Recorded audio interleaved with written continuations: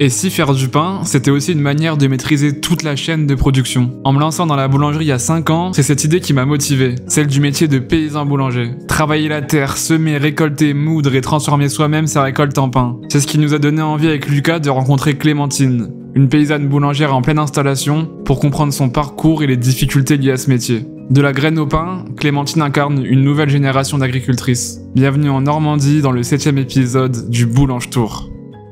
J'ai découvert les CIVAM, qui sont une association qui accompagne les agriculteurs à aller vers des systèmes plus durables. Et j'ai postulé pour devenir animatrice au CIVAM. Dans ce cadre-là, j'ai accompagné beaucoup de jeunes à l'installation. C'est comme ça que j'ai découvert le métier de paysan boulanger, qui m'a bien plu pour plusieurs raisons.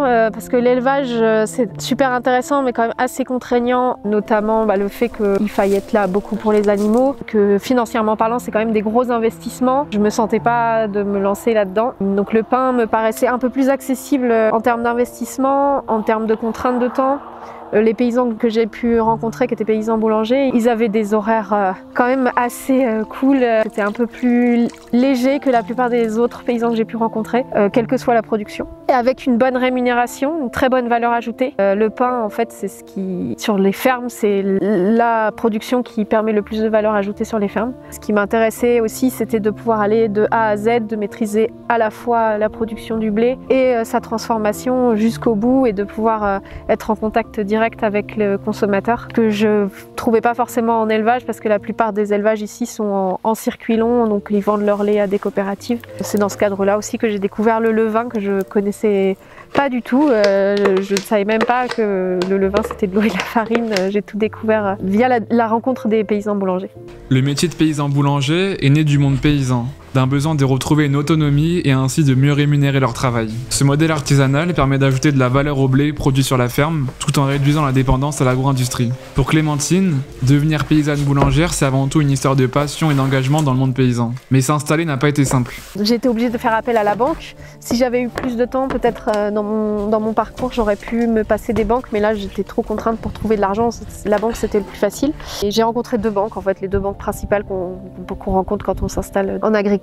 Et la première m'a tout bonnement refusé mon projet sans plus d'explications, en disant qu'il y avait trop de concurrence sur le secteur. Et la deuxième a mis du temps à accepter mon dossier, sans le dire officiellement, mais j'ai bien senti que la cause principale était le fait que je sois une femme qui s'installe seule. Ils avaient peur, parce qu'ils trouvaient que la ferme était trop grosse pour moi, avec trop d'activités, parce que donc il y a les prairies avec les foins, il y a le blé que je transforme en pain, et j'ai aussi quelques vergers où je fais du jus de pomme qui sont pas trop gourmands en temps, mais pour eux ça leur paraissait trop d'ateliers différents et ils ne sentaient pas une femme gérer ça, alors que finalement dans l'agricole, une ferme de 30 hectares, ça reste une petite ferme. Voilà, c'était juste le fait que je sois une femme.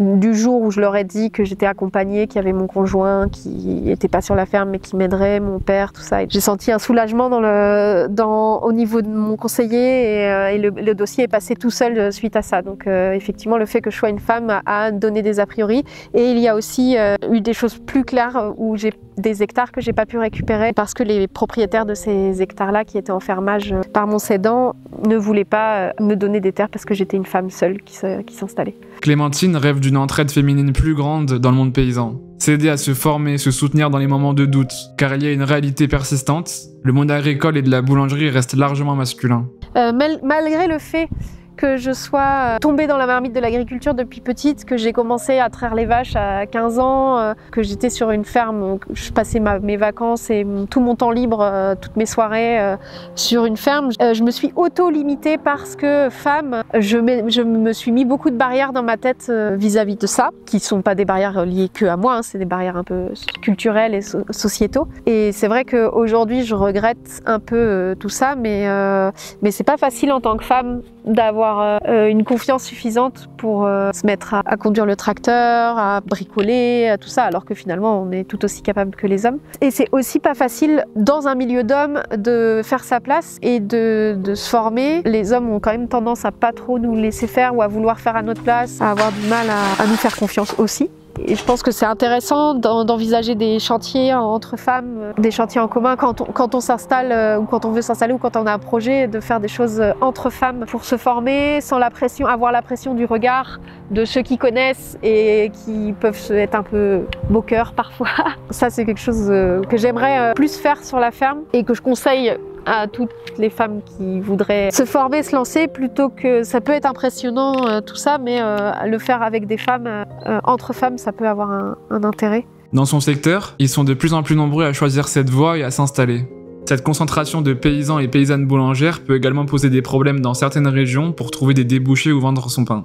Donc je suis tombée amoureuse de cette ferme dès la première visite, mais je savais qu'il y avait beaucoup de paysans boulangers installés déjà sur le secteur. C'est une chose qui m'a un peu inquiétée dès le début, sachant qu'on est loin de grandes villes en termes de possibilités de déboucher, on est quand même assez limité. Il n'y a pas un bassin de vie très important, on n'a pas une densité de population très importante. Et donc j'ai fait le choix, avant de m'installer, d'aller rencontrer tous les paysans boulangers autour de moi, ou presque tous, pour en discuter avec eux. Tous m'ont dit qu'il n'y avait pas de soucis. J'ai aussi rencontré d'autres paysans que des paysans boulangers qui m'ont dit qu'ils pourraient m'aider sur la recherche de débouchés, qu'il y avait des projets sur le secteur. Donc ça m'a vachement rassurée sur le fait que c'était possible pour moi de m'installer. J'ai aussi fait un test d'activité. Donc avant de m'installer, mes cédants m'ont laissé cultiver 2 hectares l'an dernier. Sur ces 2 hectares, j'ai pu récolter un petit peu de blé pour commencer à faire du pain avant de m'installer et pour voir aussi comment ça prenait en termes de débouchés. Ça se passait plutôt bien au début. J'ai quand même eu pas mal de clients sans avoir à faire trop d'efforts de recherche, de communication, de choses comme ça. Donc je me suis lancée, mais c'est vrai qu'aujourd'hui, je sens bien quand même la contrainte de la densité de paysans boulangers sur le secteur qui pèse un peu sur la possibilité de trouver de nouveaux débouchés, sachant que tous les débouchés entre guillemets faciles ont été pris, tous les marchés, les gros marchés du coin sont pris, les magasins bio sont pris par les paysans boulangers. En parallèle de ça, on a quand même des avantages, c'est on peut s'entraider, on est nombreux sur le secteur. Moi, je fais moudre mon grain pour l'instant chez un paysan boulanger, il y en a d'autres qui m'ont aidé pour m'installer mon fournil. On a des groupements d'achat en commun pour les matières premières, donc ça a quand même des avantages. En voyant certaines difficultés que rencontre Clémentine, notamment pour trouver des débouchés ou vendre son pain, on s'est naturellement posé une question. Quel avenir pour la filière ? Pour y voir plus clair, on est allé rencontrer Pierre. Il est formateur au Valentin, un établissement qui propose plusieurs formations agricoles, notamment un BPRE à grande culture avec un UCAR paysan boulanger. Il accompagne chaque année des personnes qui, comme Clémentine, souhaitent se lancer dans ce métier. Sur l'avenir de la filière paysan boulanger, il y a, je pense, à l'échelle du territoire national, il y a encore un très gros potentiel. Parfois, localement, ça peut commencer à devenir un petit peu tendu, un petit peu saturé. Nous, sur la plaine de Valence et la Drôme, par exemple, on peut commencer à arriver à saturation. Ça peut être le cas dans d'autres régions, en Normandie, par exemple. Mais voilà, c'est très localisé et il y a tout le reste du pays à aller voir. Donc voilà, on a encore vis-à-vis de ça de beaux jours devant nous. Mais le statut de paysan boulanger aussi, il repose sur un vide juridique qui est aussi une incertitude et un danger, entre guillemets, sur ce statut. Le statut de paysan boulanger, il permet de pouvoir panifier et vendre du pain sans être titulaire d'un CAP de boulangerie. Ce qui légalement est pas possible si tu n'es pas agriculteur. Moi, en tant que formateur, si demain je veux faire du pain, je suis dans l'obligation d'avoir au moins un CAP boulanger pour pouvoir faire du pain. Et donc il y a cette exception agricole parce qu'on est dans la poursuite de l'acte de production, on transforme les produits de l'exploitation. Donc ça, c'est un statut d'exception qui peut être remis en cause si, par exemple, la profession de boulanger artisanal, à un moment, se trouve un petit peu menacée par le nombre de paysans boulangers qui utiliseraient cette exception. Ça pourrait entraîner des rapports de force et peut-être une remise en cause de cette exception. Ce statut là d'exception, il est pas très clair et c'est ça aussi qui fait des menaces. En principe, c'est la continuité de l'acte de production, sauf que ça, c'est de la théorie. La pratique, elle est un petit peu différente pour plein de raisons, parce que en tant que paysan boulanger, on s'expose aussi aux variabilités de la météo, des réussites des cultures pour X ou Y raison, un ravageur, une grêle, etc. Et que du coup, on peut être amené certaines années à acheter du blé et du coup à ne plus être dans la continuité de son acte de production et au final de se rapprocher plus de la boulangerie artisanale. Je pense que c'est plus la boulangerie artisanale qui au final se retrouve entre deux feux. D'un côté, les paysans boulangers qui se développent et voilà, qui prennent un marché qui est à prendre aussi, faut pas se leurrer, mais aussi de l'autre côté la boulangerie industrielle qui parfois essaye de se maquiller en boulangerie artisanale. Et donc voilà, les petits artisans boulangers se retrouvent entre ces deux feux et pourraient aussi essayer de défendre leur statut, qui pourrait s'entendre. Pour lui, il devient nécessaire que la profession se structure, que les paysans boulangers puissent être mieux reconnus et que leur statut soit clairement défini. Je pense que ce qui manque un petit peu pour les paysans boulangers puissent vraiment se développer, etc., c'est une structuration de la profession de paysan boulanger et qu'il y ait une vraie structure interprofessionnelle ou professionnelle simplement des paysans boulangers qui puissent justement aussi faire du lobbying institutionnel auprès de l'Assemblée nationale ou autre, qui puissent aussi poser qu'est-ce que c'est qu'un paysan boulanger, quelles sont les valeurs qu'il y a derrière, etc.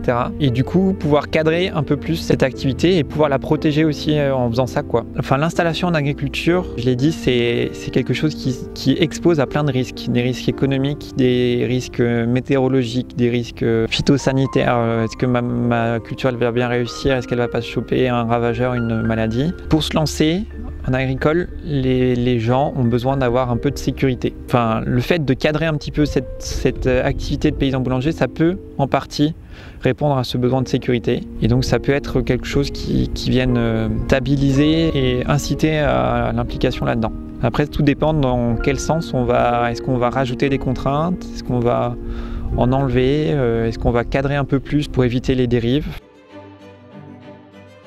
Et on a au final une agriculture qui se polarise avec d'un côté plutôt tout ce qui est agriculture paysanne, donc des petites exploitations avec des productions qui essayent d'être valorisées à fond, donc avec de la transformation. Paysan boulanger, on est là-dedans. Petite surface, beaucoup d'emplois, et à l'inverse, plutôt à l'autre extrême, des exploitations qui grossissent, qui se spécialisent et qui sont plutôt axées sur les circuits longs, qui sont du coup très dépendantes aussi du marché. Et donc on a cette polarisation qui devient assez importante, et le fait qu'on ait beaucoup d'exploitations qui vont pas être reprises va encore plus accélérer ce phénomène, et notamment les phénomènes d'agrandissement. On glisse petit à petit vers une agriculture familiale, vers une agriculture capitaliste où on va plutôt chercher à rentabiliser les investissements qu'on a fait que de rentabiliser son travail sur l'exploitation. C'est aussi quelque chose qui me tenait à cœur dans le fait de m'installer, c'est aussi de pouvoir accueillir et accompagner des futurs paysans. Si on veut changer la donne au niveau agricole et au niveau système agroalimentaire